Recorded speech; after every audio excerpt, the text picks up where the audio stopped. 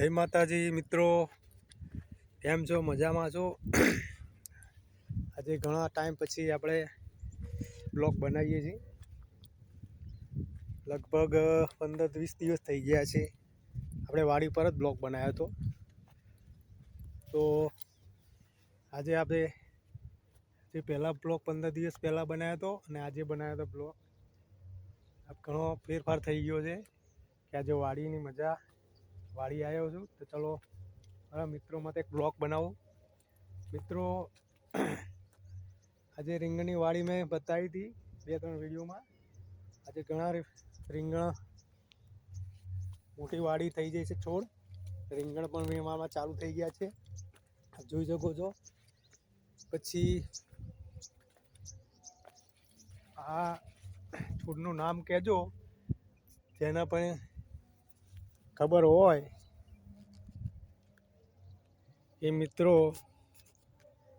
મને કોમેન્ટમાં જરૂર કે આ છોડ છાનો છે.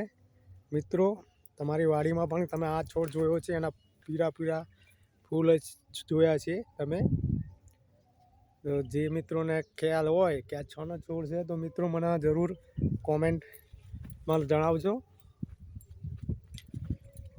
આગળ જઈએ તો આપણે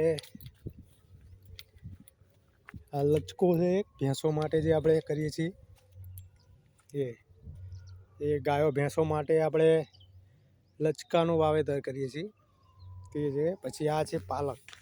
મિત્રો જોઈ શકો છો, પાલકના પાનને જે કાપી નાખવામાં આવે છે અને બજારમાં તેને માર્કેટમાં લઈ જવામાં આવે છે, એને પાલકની ભાજી કહેવામાં આવે છે. તો એ આ પાલક છે મિત્રો. જો છોડ પણ જોયો છે ઘણા મિત્રોએ, એને ખબર હશે.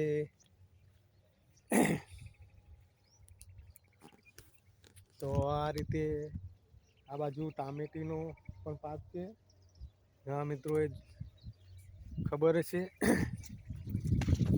હવે આ બાજુ તમને લઈ જાઉં.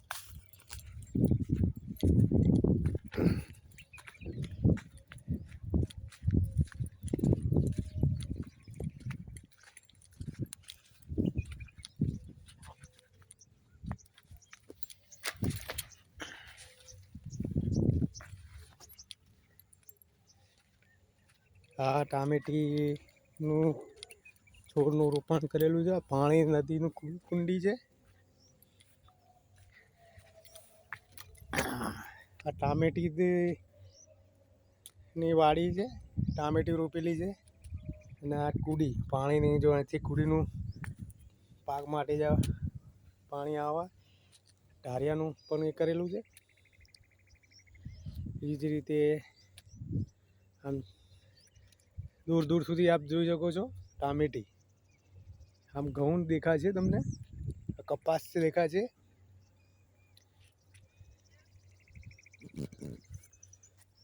તો મિત્રો, વિડીયો કેવો લાગ્યો જરૂર જણાવજો. ફરી બીજા વિડીયોમાં આપણે